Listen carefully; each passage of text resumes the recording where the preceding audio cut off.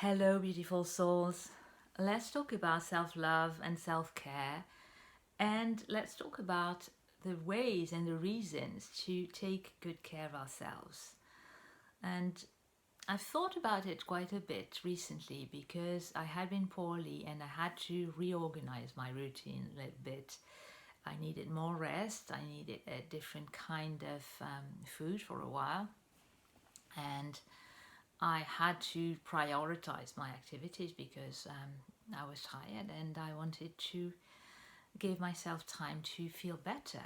And when I did feel better, I realized how much I enjoyed slowing down and having more time for myself.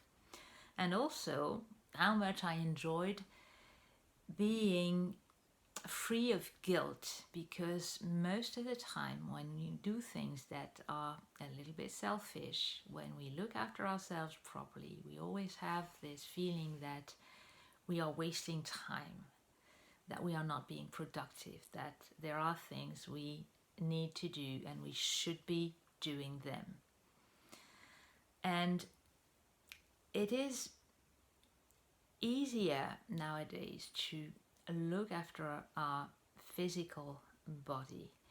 People accept that we have needs, that we need to eat properly, that we need to hydrate and to rest, that we need exercise, we need to keep fit and healthy. That is normal and everyone understands that. People understand that when you are tired or sick, you need to take a few days off. But they don't necessarily understand, even for themselves, that we have other needs. We are not just a body, we are spirits living in a body. We are not just a thinking mind. Our spirit has other needs, and they are the ones we tend to neglect because we think they're less important or they're futile or selfish. And one of the ways to really take good care of ourselves and is to allow ourselves to do all the things that feel good without having to justify, without having to give a reason. I want to do this is enough. This is fun is enough. But it's not something that we have been taught to do. We have been taught that we had to be achievers, that we had to build things, that we had to work hard, that we had to earn success and everything else really.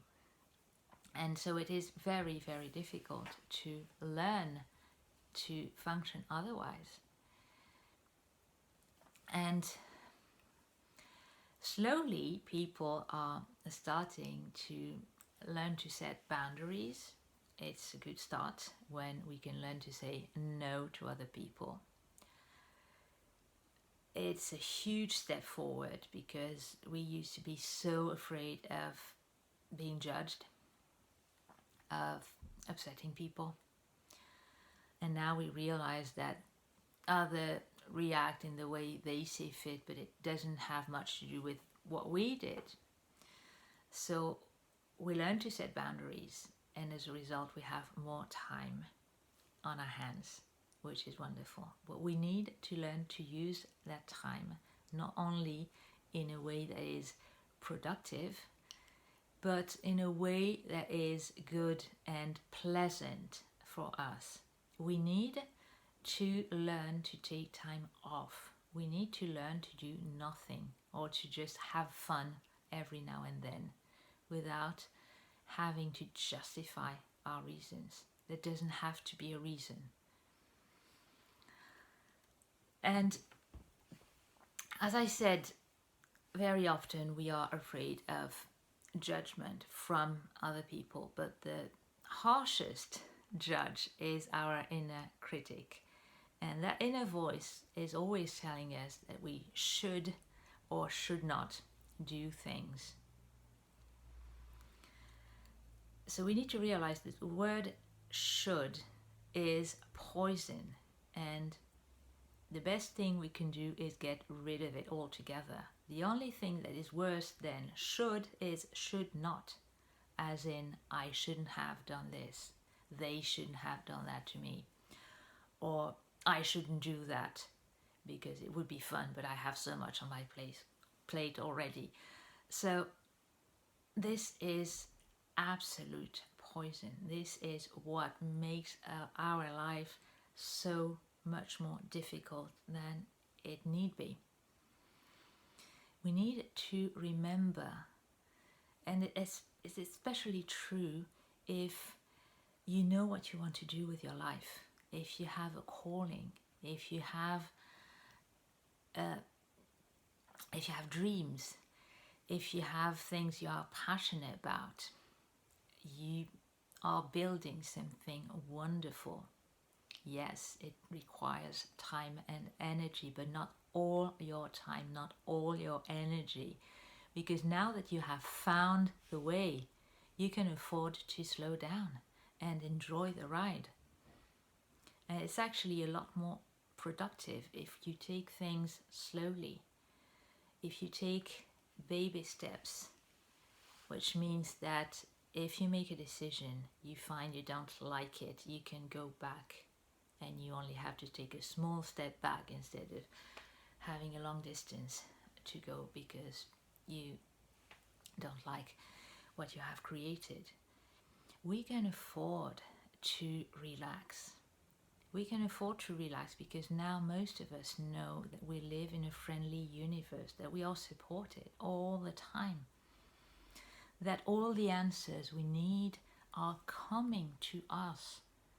We don't have to seek answers. We don't have to seek teachers. We don't have to look around. Things are coming to us when we need them. We just have to ask, and we just have to be open. Instead of frantically trying to do things on our own, we can let others, we can let life, we can let the universe help us. That's what it's supposed to do.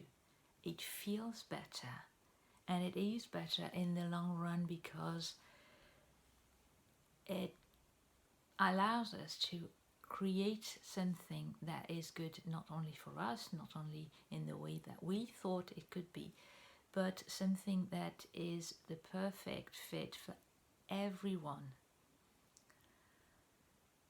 And because we don't have all the answers, we can't force it. We can't do it on our own. We need to let things come to us. We need to let the right information, the right people, the right answers, the right opportunities come to us instead of always trying to make them happen, instead of always trying to control people and situations, which is impossible anyway. We don't need to waste so much time and energy. We need to relax, and we need to do things just because we like to do them. And I found most of the time, when I was relaxed, when I was having fun, when I was doing something completely different, ideas kept coming to me. Answers to questions I had. Oh, that's the way to do it. Or someone would tell me something. And if I had been too busy working, I wouldn't have listened to that person. It's not about what you do.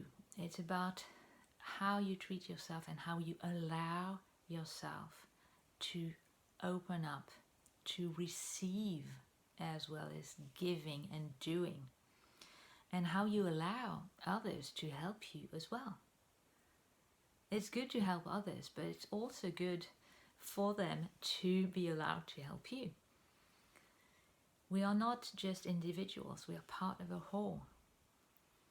And we need to take care of our spirit first and foremost. It's the most important part of us.